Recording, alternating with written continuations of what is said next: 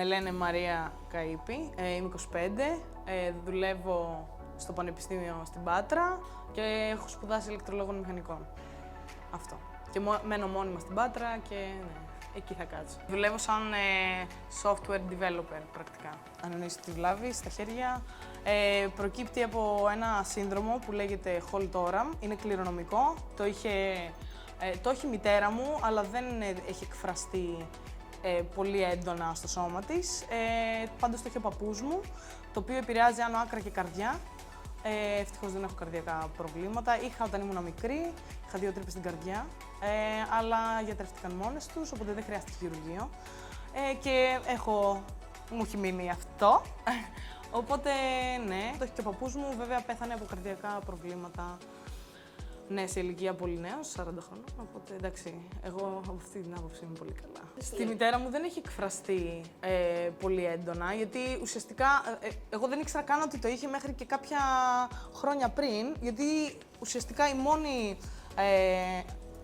διαφορετικότητά της είναι ότι έχει λίγο πιο μικρές παλάμες. Μέχρι τώρα η αντιμετώπιση που είχα από τότε που με θυμάμαι είναι ότι είναι ξεκάθαρα η αποδοχή από τους πάντες και πολύ αγάπη, που είμαι πολύ ευγνώμων γι' αυτό, γιατί πραγματικά είναι δύσκολο για έναν γονιό να διαχειριστεί ένα τέτοιο περιστατικό.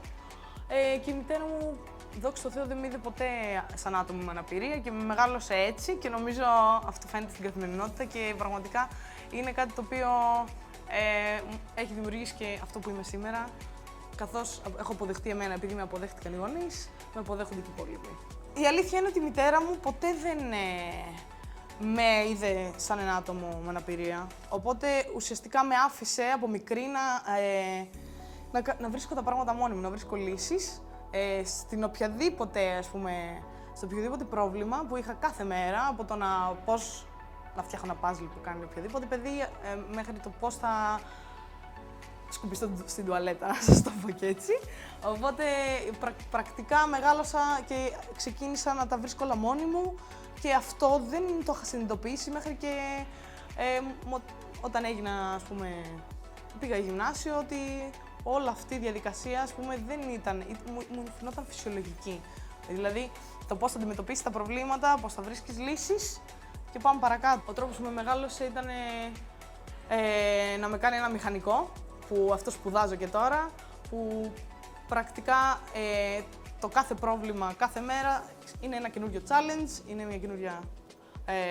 μια καινούργια πρόκληση που πρέπει να φέρουμε εις πέρας και το θέμα είναι ότι πρέπει να το κάνουμε όλοι αυτό, ανεξαρτήτου διαφορετικότητας, ανεξαρτήτου φύλου, δεν έχει σημασία. Σημασία έχει το πώς θα αντιμετωπίζουμε και αυτό έχει να κάνει με το πώς έχεις μεγαλώσει και το πώς διαχειρίζεσαι τις καταστάσεις. Γενικά, αν με βοηθούν στην καθημερινότητα. Αυτό. Ποτέ κανείς, γιατί δεν το θέλω εγώ. Δηλαδή, πραγματικά είναι το μόνο πράγμα που δεν θέλω, γιατί από τη μία είναι και θέμα εγωισμού, ότι είναι σαν να με υποτιμάνε, να αναγνωρίζουν τη διαφορετικότητα με την αρνητική της έννοια, ότι ναι, θα χρειαστώ βοήθεια επειδή είμαι διαφορετική. Όχι, δεν χρειάζομαι βοήθεια, τα κάνω όλα μόνη μου, τα κάνω όλα και συμφέρω που λένε. Οπότε πρακτικά όχι, δεν έχει συμβεί και δεν το έχω επιτρέψει εγώ. Αυτά τα περιστατικά που ουσιαστικά και καλά η βοήθεια είναι ήκτος, είναι οριακά αστείο, γιατί δεν έχει να κάνει με μένα. Ό,τι κάνουμε είναι projecting της δικιάς μας ψυχολογίας στον άλλον, οπότε αυτό έχει να κάνει ξεκάθαρα με το πώς οι ίδιοι αντιμετωπίζουν τις δικές τους καταστάσεις και αν δεν καταλαβαίνουν ότι κάποιος μπορεί και δεν το έχουν αποδεχτεί, σημαίνει ότι δεν το δέχονται οι ίδιοι εξ αρχής. Το σύνδρομο αυτό δεν με έχει επηρεάσει αρνητικά, η αλήθεια είναι, στο βαθμό που όλοι θα περιμέναμε. Γιατί, όπως ξαναείπα, ότι όπως μεγαλώνεις, μαθαίνεις να αντιμετωπίζεις καταστάσεις, πώς έχει μεγαλώσει η οικογένεια και τα σχετικά. Θεωρώ ότι οποιαδήποτε αρνητική επίδραση μπορεί να μεταφραστεί θετικά, ανάλογα με τον τρόπο που θα το δεις εσύ. Και η αρνητική επίδραση είναι ότι ίσως παλιότερα είχα κάποια σχόλια, αλλά επειδή εγώ δεν τα άφηνα να συμβεί, ούτε μ' άφηνα να με επηρεάσει, το προχωρούσα, έλεγα ότι έχουν θέματα, πρέπει να τα λύσουν και πάμε παρακάτω από αυτό. Δηλαδή μπορεί κάποιος να αναφέρθηκε με την έννοια ανάπηρη, αλλά Ναι, εγώ γελάω δηλαδή. Όντως, το παίρνω πολύ χιουμοριστικά. Είναι αστείο, τι να πεις. Είναι σαν να σε λέω άνθρωπο. Δηλαδή, έχουμε δώσει έννοιες και γελάμε με τις έννοιες που έχουμε θέσει εμείς. Ναι, δηλαδή, τι χρειά θα έχει κάθε λέξη έχει να κάνει με το πώς εσύ θα το αντιμετωπίσεις μέσα σου. Οι λέξεις είναι ουδέτερες, δεν έχουν χρειές. Τα επίθετα έχουν χρειά, ή αρνητική θετική, οπότε ναι, δεν μπορώ να το πάρω κάπως. Μία σκηνή που με κρίνανε ήταν πραγματικά στο γυμνάσιο. Τώρα πάνε χρόνια. Αλλά ναι, όντως μου είχε εντυπωθεί πολύ έντονα. Γιατί ήταν πραγματικά ένα παιδί που εντάξει, έκανε bullying σε οποιοδήποτε και χωρίς λόγο. Το συγκεκριμένο παιδί, απλά νομίζω κάτι είχε αναφέρει, δεν ξέρω αν είχε πει καν το ανάπηρη, αλλά είχε πει ότι με έχει κοροϊδέψει, δεν θυμάμαι τον λόγο και όντως εκείνη τη φορά το είχα πάρει πολύ στην πλάκα. Δηλαδή πραγματικά η αντιμετώπιση ήταν πολύ αστεία. Δηλαδή ήτανε, ναι. Η άλλη περίπτωση είναι πιο ίσως σοβαρή γιατί έγινε πριν κάτι χρόνια. Δεν το περίμενα στο πανεπιστήμιο, ξέρω εγώ, το μου τύχει κάτι τέτοιο. Γιατί υποτίθεται στο πανεπιστήμιο είσαι και έχεις οριμάσει, ας πούμε, πνευματικά για κάτι τέτοιες συμπεριφορές, ας πούμε. Και ο τύπος, ήμασταν σε ένα πάρτι και ήξερα ότι είχε θέματα, όντως και έπαιρνε αγωγή και τα σχετικά, αλλά εγώ λέω εντάξει, μωρέ, θα τον πειράξω, γιατί είμαι και λίγο πειραχτή, θα του σπάσω λίγο έτσι τα νεύρα. Αλλά ναι, ο τύπος του πήρε όντως λίγο έτσι προσωπικά, δεν του είπα και κάτι, του είπα γιατί δεν χορεύεις, ξέρω, κάτι τέτοιο, αστείο δηλαδή. Και άρχισε να μου φωνάζει μες στο κλαμπ, να μου φωνάζει και εγώ έπαθα, ξέρεις, είναι το πρώτο σοκ που γελάς και λίγο και δεν πιστεύεις ότι άλλος το παίρνει σοβαρά. Οπότε δεν ξέρεις και τι να κάνεις και αυτό συνέχιζε. Και μετά απλά βγήκα έξω, ήμουν σε φάση Μαρία, σύνελθε, ο τύπος έχει θέματα. Γενικά το ξεπέρασα γιατί κατάλαβα ότι όντως δεν αφορά ούτε εμένα αυτή τη φορά. Ποτέ δεν με αφορούσε αυτή η κατάσταση. Σε κάποια φάση μου είπε κάνε πέρα μωρή ανάπηρη, κάτι τέτοιο. Και νομίζω με έσπρωξε κιόλας. Αυτό ήταν το χειρότερο, δεν ήταν το λεκτικό, ήταν το σωματικό. Που αυτό δεν έχει να κάνει με το αν είσαι διαφορετική ή διαφορετικός. Έχει να κάνει με το ότι παραβιάζει τον προσωπικό σου χώρο. Οπότε απλά εκεί παθαίνεις και το σοκ, γιατί ναι, ένιωσα σκατά. Δεν μπορείς να το αποφύγεις. Από αυτούς τους ανθρώπους δεν μπορείς να αποφύγεις τίποτα. Δηλαδή, όση άμυνα και να προβάλλεις με το σκεπτικό ότι δεν αφορά εμένα, και την ώρα θα σταθείς κατά. Αυτούς τους ανθρώπους δεν μπορείς να τους αλλάξεις. Δεν αλλάζουν, οπότε απλά φεύγεις. Σε σχέση με τα πρότυπα ομορφιάς, θα σας πω κάτι που πραγματικά, ναι, είναι δικό μου. Θεωρώ ότι παραδόξως και δόξα τω Θεώ, προφανώς δεν είμαι μέσα στα κοινά πρότυπα που έχουν, ας πούμε, προβάλλει τα social media και τα σχετικά, αλλά θεωρώ ότι κάπου χάνεις, κάπου παίρνεις. Προφανώς έχω κριθεί γι' αυτό εμέσως και άμεσα στην προκειμένη περίπτωση, όπως είπαμε και πριν, αλλά νομίζω ότι πάλι καλά έχω κάποια, ας πούμε, στοιχεία που θα μπορούσα να πω ότι φέρνουν μια ισορροπία στην όλη εμφάνιση, στο όλο πρότυπο, αλλά ξεκάθαρα δεν είμαι μέσα σε αυτά που προβάλλουν ξέρεις πώς είναι τα μοντέλα και τα σχετικά.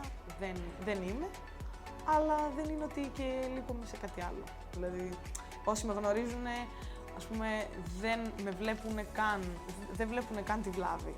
Δεν τη βλέπουν. Και είναι φοβερό αυτό το πράγμα, γιατί όντως έχει να κάνει με το πώς βλέπεις και στον εαυτό σου. Και πιο ωραία γυναίκα να είσαι, άμα δεν σε έχουν αγαπήσει, ειδικά στις μικρές ηλικίες, είναι δύσκολο μετά να αποδεχτείς και τον εαυτό σου και γενικά να τον δεις έτσι όπως όντως είναι. Θέλει δηλαδή μεγάλη δουλειά και από την οικογένεια και πολύ αγάπη από την οικογένεια και υποστήριξη. Και όχι με την έννοια ότι είσαι διαφορετική, θα σε αγαπήσουμε επειδή είσαι διαφορετική. Σε αγαπάνε για αυτό που είσαι. Αυτό είναι το πιο σημαντικό πράγμα που αυτό το μήνυμα εγώ θέλω να δώσω, ότι η ανιδιοτελής αγάπη και μάλιστα αυτή που ουσιαστικά δεν έχει όρους, με την έννοια ότι δεν θα σε αγαπήσουν επειδή είσαι όντως ή διαφορετικός ή ο ένας ή ο άλλος. Θα σε αγαπήσουν επειδή είσαι το παιδί σου, το παιδί τους και θα κάνουν τα πάντα για να αισθανθείς καλά και να είσαι εσύ καλά. Και άμα δεν δουν οι γονείς σου εσένα έτσι, δεν θα δεις ποτέ τον εαυτό σου. Μακάρι πραγματικά όλα τα διαφορετικά παιδιά να είχαν μεγαλώσει με αυτόν τον τρόπο που να μην τους έβλεπε κανείς διαφορετικούς. Και, γιατί έχω δει περιπτώσεις ανθρώπων αρτιμελών που πραγματικά τους μεγαλώσανε με τέτοιο τρόπο που τους κάνανε ανάπηρους. Δεν μπορώ να πω ότι το μήνυμα που θα έδινα σε όλους είναι να αγαπάτε τον εαυτό σας, γιατί αυτό εννοείται. Οπότε, πραγματικά θα ήθελα να πω δουλέψτε με τον εαυτό σας, για να αγαπήσετε τον εαυτό σας, που υποτίθεται ότι αυτό εννοείται, αλλά η δουλειά με τον εαυτό μας δεν είναι δεδομένη. Δηλαδή, οι περισσότεροι για να φτάσουμε σε ένα σημείο θα πρέπει να καταφέρουμε μέσα μας, να μιλήσουμε πολύ μέσα μας και να μιλήσουμε και με άλλους που θα μας βοηθήσουν για να μπορέσουμε να καταφέρουμε κάποια πράγματα. Κάποιοι άλλοι τα έχουν έτοιμα, κάποιοι άλλοι πρέπει όντως να μοχθήσουν και αυτό είναι αυτό που θεωρώ ότι πρέπει να κάνουμε όλοι για να πετύχουμε κάτι το οποίο θα μας κάνει να αγαπήσουμε τον εαυτό μας προφανώς, αλλά έχει να κάνει ξεκάθαρα με τη συζήτηση και την ειλικρινή συζήτηση που έχουμε με τον εαυτό μας. Εγώ αυτό ήθελα να περάσω, ρε φίλε. Θέλω αυτό που θα βγει έξω να αναφέρεται στους γονείς, δεν αναφέρεται σε κανέναν, ρε μαλάκα. Δεν διανοούμε γονιός να έχει κάνει παιδί και να το μεγαλώνει έτσι όπως μεγαλώνουν οι περισσότεροι τα παιδιά του σήμερα. Εγώ τρελαίνομαι. Πόσο μάλλον αυτοί οι γονείς να είχαν ένα παιδί, μα το Θεό, challenge, αυτοί οι γονείς να είχαν ένα παιδί διαφορετικό, να δω πώς θα το μεγαλώνουν και όπως φαίνεται στην ελληνική κοινωνία, αυτό είναι κάτι το οποίο είμαστε πάρα πολύ πίσω, γιατί αυτά τα παιδιά είναι μέσα στα σπίτια. Αυτό φαίνεται από το πόσοι κυκλοφορούν έξω, τι συμμετοχές έχουμε στα αθλήματα, στο Πανελλήνιο Πρωτάθλημα και τα σχετικά. Είμαστε 3 γυναίκες στο πινκ-πονγκ, αμαία, 3 γυναίκες να κατεβαίνουν. Πού είναι οι υπόλοιπες? Είμαστε πάρα πολλοί κόσμος. Οι άλλοι είναι εξαφανισμένοι. Έχω ακούσει περιστατικά που είναι μέσα στα σπίτια, η μάνα να χτυπάει το παιδί, να το βαράει το παιδί, που βγήκε διαφορετικό και ξεσπάει πάνω του. Τα ψυχολογικά δηλαδή των γονιών τα φορτώνονται τα παιδιά επειδή οι ίδιοι δεν έχουν αγαπήσει τους εαυτούς τους, αυτό που έλεγα πριν. Μακάρι να μας δούνε κι άλλοι, όχι εμάς, όλους τους διαφορετικούς που απλά υπάρχουμε κι εμείς εδώ, γιατί στην Ελλάδα είμαστε πολύ πίσω. Κατάλαβες? Υπάρχει θέμα. Πήγαμε εξωτερικό σε ένα τουρνουά. Είδα εκεί πέρα παιδιά, πραγματικά, επειδή παίζουμε πινκ-πονγκ, πήγαμε εξωτερικό και είδαμε άτομα διαφορετικά.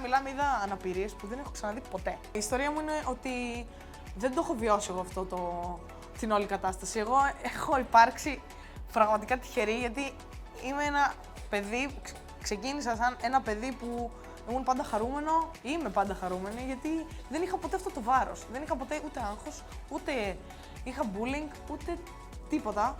Δόξα τω Θεώ, ίσως ήταν και το περιβάλλον το θέμα, γιατί ήμασταν σε μια πιο κλειστή κοινωνία, ας πούμε, στο Αίγυο, που από τη μία θα μπορούσε να μου γυρίσει boomerang, αλλά από την άλλη λειτουργήσε πολύ θετικά, από ό,τι φαίνεται, πάλι καλά. Και ουσιαστικά εγώ δεν είχα ποτέ μια αντιμετώπιση που ήταν διαφορετική από αυτό που πίστευα για τον εαυτό μου. Μόνο θετικά έχω βιώσει και πραγματικά νομίζω ότι είμαι ευλογημένη γι' αυτό. Γιατί άμα δεν το είχα αυτό, δεν θα είχα παλέψει για τίποτα, δεν θα είχα δυσκολευτεί για πολλά πράγματα και αυτό δημιουργεί χαρακτήρα που, δόξα τω Θεώ, έχει συμβεί πολύ, ας πούμε, επιτυχημένα. Οπότε το θέμα είναι ότι από εδώ και πέρα τι γίνεται, γιατί από εδώ και πέρα έχουμε πάρα πολλά να κάνουμε, γιατί είμαι μόνο 25, οπότε αυτό. Αλλά νομίζω ότι είμαι πολύ τυχερή. Ήμουν πραγματικά τυχερή γιατί είναι δώρο. Ωραία. Δεν θέλετε να το πάμε μία από την αρχή, γιατί ήταν πολύ τυποποιημένο. Αυτή η τελευταία ερώτηση μου άρεσε πάρα πολύ. Ναι, αλλά για να έχεις κρυφεί γι' αυτό δεν πρέπει να έχεις πάει σε κάποιο casting για μοντέλα. Το πλαίσιο.